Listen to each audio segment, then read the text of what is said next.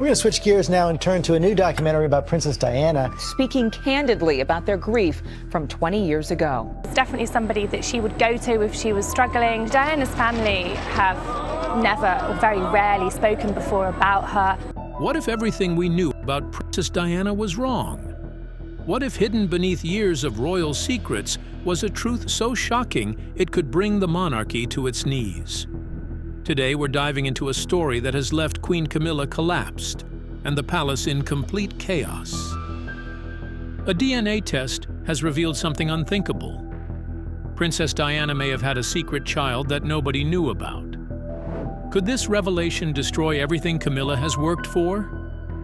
Let's get into the video. The mysterious letter that started it all. Years after Princess Diana's tragic death, something extraordinary happened. A letter appeared out of nowhere, handwritten, elegant, and bearing all the signs of Diana's distinctive writing style. This wasn't just any letter. The words inside spoke of a secret that could shake the royal family forever. The letter mentioned a child, not Charles and Diana's known sons, William and Harry, but another child who had to remain hidden from the world. The handwriting looked exactly like Diana's. The flowing curves, the way she dotted her eyes, even the slight slant that experts had studied for years. When handwriting specialists examined it, they reached a startling conclusion that this letter was genuine. The letters that we are offering show a very personal insight to his relationship with particularly Princess Diana. But why would Diana hide such a massive secret? The answer lies in the troubled times of her marriage. We all know Diana's relationship with Prince Charles wasn't perfect. Behind the fairy tale wedding and public smiles, there was loneliness, betrayal, and heartbreak. During those dark periods, Diana may have found comfort in someone else's arms. Many believe she fell in love with someone close to the royal circle. Perhaps a bodyguard, a trusted friend, or someone who worked behind the palace walls.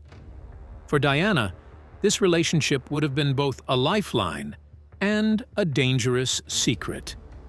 If she had a child with someone outside the royal family, the consequences would have been devastating. The media would have gone crazy. The royal family might have disowned her completely. Most importantly, the child would have grown up in a storm of judgment and endless headlines. Perhaps Diana made the ultimate sacrifice, hiding her baby to give them a chance at a normal life, far from the cruel spotlight that followed her everywhere. For years, this letter remained hidden in private collections. Nobody spoke about it, maybe from fear or respect for Diana's memory. But secrets have a way of surfacing, and when this one finally did, it sent shockwaves through the royal world. But who was this mysterious child, and how did they prove their royal connection? Enter Simon, a man in his late 30s with an ordinary appearance, but an extraordinary claim. He stepped forward with words that would change everything. Simon announced that he believed Princess Diana was his mother. At first, nobody took him seriously. The royal family has faced many false claims over the years from people seeking fame or money. But Simon was different. He wasn't trying to get on TV or write a book. He seemed calm, almost reluctant to share his story. All he had were a few clues, an old photograph that looked strangely familiar, some letters left by his adoptive parents, and a feeling deep in his heart that something about his past didn't add up. Simon had been adopted by a couple with strong connections to people who worked around the royal family. This wasn't a random adoption. His adoptive parents were linked to the very world he now found himself questioning. Growing up, he remembered strange things. Whispers around him, mysterious visitors who never gave their names, and a nanny who once told him, "You're meant for something bigger." These memories haunted Simon for years. As an adult, he couldn't shake the feeling that his life was different somehow. So he made a bold decision. He asked for a DNA test. Not just any test, but a proper legal examination. with access to real DNA samples from Diana's family line. The process took months. Paperwork, legal procedures, and silent waiting. No news leaked out. Nobody knew what was happening until the results came back. When they did, everyone involved was stunned. The DNA test showed a 99.9% match with Diana's genetic line. This wasn't a weak connection or a lab mistake. They tested again and again, each time getting the same result. Simon was connected to Princess Diana by blood. Word of the DNA results spread carefully behind closed doors. Only a few top palace insiders knew about it. The first royal family member to see the document was Queen Camilla. She was getting ready for a public event that day, smiling and confident, when a palace staff member handed her a sealed file marked "Private and Urgent." She opened it, read the first page, then the second, and suddenly collapsed right there in the room. The people around her were shocked. At first, they thought she had fainted from low blood pressure or stress. But it wasn't that simple. Camilla had gone completely pale, her hands were shaking, and she kept repeating the same question over and over. How can this be true? The DNA results were just the beginning of a much larger crisis that would soon engulf the entire royal family. Camilla's breakdown. When Camilla collapsed after reading the DNA results, the official story given to the public was simple. She had low blood pressure and needed rest. It was a harmless explanation that most people accepted without question. But behind palace walls, the truth was far more serious. Insiders who witnessed Camilla's reaction say it was much more than a simple fainting spell. Her entire body shook uncontrollably when she read the file. It wasn't just a surprise, it was complete panic. She couldn't stop asking how this could be possible, as if her whole world had suddenly turned upside down. To understand why this hit Camilla so hard, you need to know her journey. For years, she lived as one of the most hated women in Britain. Many people blamed her for breaking up Charles and Diana's marriage. She was called the villain in a fairy tale gone wrong. The public was cold toward her, and newspapers wrote cruel stories about her. But Camilla kept going. She worked quietly and patiently, slowly building her reputation step by step. She attended charity events, supported good causes, and gradually won some respect. When she finally became queen consort, she thought she had left the worst behind. The dark clouds from her past seemed to be clearing at last. Then came the news of Diana's secret child. For Camilla, this wasn't just another royal surprise or newspaper headline. This was deeply personal. She had spent decades trying to escape Diana's shadow, building her own place in the royal family. Now suddenly, Diana's legacy was back, not as a memory, but as a living person who might have a rightful claim to the royal family. Camilla's fears ran deep. What if this child was accepted by the royal family? What if they demanded a place in the line of succession? What if Diana's story once again overshadowed everything Camilla had worked for? These thoughts crashed over her like a wave, leaving her shaken and afraid. The collapse wasn't just a medical emergency. It was years of anxiety, fear, and insecurity all hitting her at once. For someone who had fought so hard to find her place beside the throne, the idea that Diana's influence could return from beyond the grave was terrifying. After recovering, Camilla locked herself in her room for hours, refusing to speak to anyone. Nobody knows exactly what went through her mind that day, but palace staff noticed a change in her immediately. The confident woman, who had slowly won public acceptance, seemed suddenly fragile and uncertain. The staff who worked closest to Camilla reported that she seemed to age years in just a few hours. Her posture changed, and she seemed to withdraw into herself. The news had broken something inside her that might never fully heal. Palace in panic. The moment the DNA results reached the highest levels of the palace, everything changed. the calm, controlled world of the royal family suddenly became a whirlwind of panic and confusion. Phones started ringing constantly from early morning until late at night. Important meetings were called at all hours, some happening in the middle of the night when everyone expected the royals to be sleeping. The palace's crisis management team, normally used to handling minor scandals and public relations challenges, found themselves facing their biggest test ever. This wasn't just about managing bad publicity. This was about the fundamental structure of the royal family itself. Palace lawyers were brought in immediately to advise on what to say and what to keep quiet. Every word was carefully planned because nobody wanted to make the situation worse. The royal communications team worked around the clock, writing statements and preparing answers in case the story leaked to the newspapers. The legal implications were staggering. If Simon was truly Diana's son, what rights might he have? Could he make claims on the royal estate? Might he have a place in the line of succession? These questions required the expertise of constitutional lawyers who specialized in royal law, a field so specialized that only a handful of experts in the world could provide guidance. Inside the palace, opinions were split. Some advisors thought the best move was to deny everything completely. They believed that refusing to acknowledge the story would make it go away and protect the family's reputation. Others thought it was better to say nothing at all, hoping that without any response, the news would fade away over time. A third group of advisors suggested a more proactive approach. They believed the royal family should get ahead of the story by acknowledging it but controlling the narrative. This group argued that silence might make the family look guilty or secretive, which could damage their reputation even more. But staying silent wouldn't be an option for long. The man with the DNA evidence wasn't planning to keep quiet. He had already made arrangements to speak with the media and show his proof to the world. The palace knew they were racing against time to develop a strategy before the story exploded into international headlines.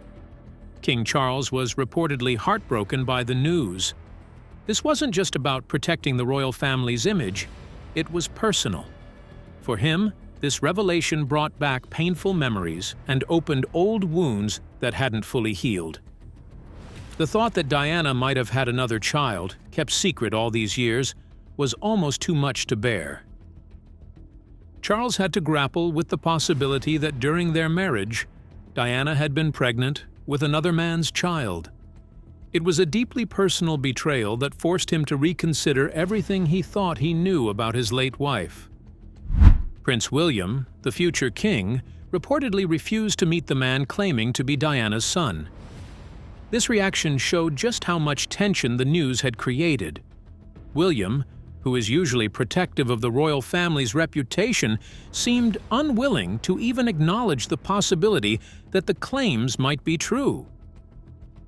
Prince Harry, who has had his own very public struggles with the royal system, didn't make any official comments about the DNA results. But sources close to him said he was deeply shaken by the news. For Harry, this was another reminder of the complicated secrets that had always haunted his family. The royal family, which has always been known for staying calm and controlling their public image, suddenly found itself in chaos. The palace was no longer a place of confidence and control. Instead, it became a place of fear, uncertainty, and desperate crisis management. Emergency protocols were put into place. Staff members were told to be extra careful about what they said to outsiders. Security was increased to prevent any leaks to the press. Every detail was being managed to try to keep the story from exploding into the headlines. Despite their efforts, the truth was slipping out and the consequences were bigger than expected. The man who claims to be Diana's son. At the center of this incredible story is Simon, the mysterious man who claims to be Princess Diana's secret son. But who exactly is Simon? And why should anyone believe his extraordinary story? Simon says he was born in the early 1980s, during one of the most difficult periods of Diana's marriage to Prince Charles. He was adopted as a baby by a couple who had strong connections to people working in and around the royal family. This wasn't just any ordinary adoption. His adoptive parents were closely linked to the royal world that Simon now finds himself connected to. Growing up, Simon always felt like something was different about his life. He had strange memories from childhood that didn't quite make sense. He remembered hearing adults whisper around him, as if they were talking about secrets they couldn't share openly. There were well-dressed strangers who sometimes visited his house, but they never explained who they were or why they came. The most mysterious part of Simon's childhood was his nanny. She was the one who cared for him when he was very young, and she once told him something that stayed with him for years. "You're meant for something bigger." Those words haunted him as he grew up, making him wonder what she meant. As Simon got older, he couldn't shake the feeling that his adoptive parents were hiding something important from him. He loved them and was grateful for everything they had done. But he sensed there were secrets about his background that they weren't ready to share. When Simon reached adulthood, his curiosity became too strong to ignore. He started asking questions about his birth parents and his early life. His adoptive parents gave him some information, but it was vague and incomplete. They seemed uncomfortable talking about his origins, which only made him more determined to find the truth. Simon began his own investigation into his past. He looked through old documents, searched public records, and tried to piece together the mystery of his birth. What he found were small clues that seemed to point toward something much bigger than he had imagined. The breakthrough came when Simon found an old photograph among his adoptive parents' belongings. In the picture was a woman who looked remarkably similar to Princess Diana. The resemblance was so strong that it took his breath away. Could this woman be his birth mother? This discovery led Simon to make the bold decision to request a DNA test. And when the results came back, Simon's world changed forever. Unlike previous royal controversies, where palace officials quickly responded with press releases or public statements, this time the approach was completely different. The royal household chose silence. Not because they didn't care, but because they believed it was the smartest strategy. Within the palace's elite advisory circles, this tactic served an important purpose. Responding publicly could have made the controversy bigger, cementing it further into worldwide news.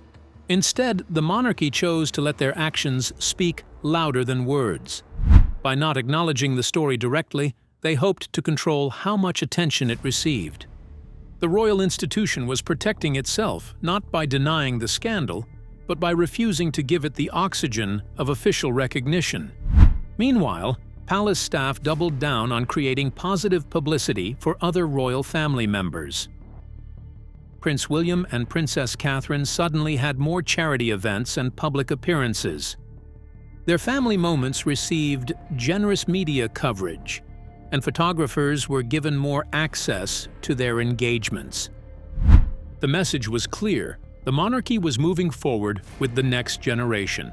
While newspapers speculated about Diana's secret child, the palace focused on William and Catherine as the stable, modern face of the royal family. Queen Camilla's role, though still officially recognized, became more theoretical than real. She attended fewer public functions, made no personal statements about the controversy, and appeared only in carefully selected photographs with no press interaction. This choreographed quietness wasn't meant to be permanent, but it served its purpose in the short term. The institution was buying time while figuring out how to handle the most serious challenge it had faced in years. Behind closed doors, however, the situation was far more intense than the public silence suggested. Secret meetings continued, legal advice was sought, and contingency plans were made for every possible outcome. As the palace maintained its public silence, the pressure was building for a resolution that everyone knew had to come eventually: Camilla's quiet retreat from public life. In the weeks following the DNA revelation, careful observers began to notice subtle changes in Queen Camilla's public presence. It wasn't dramatic or sudden. Instead, it was like watching a photograph slowly fade. High-profile engagements that Camilla would normally attend were quietly led by other royal family members. Her calendar, once filled with charity events and ceremonial duties, became noticeably lighter. The spaces she used to frequent no longer echoed with her voice. Staff members who had worked closely with Camilla were reassigned to other duties.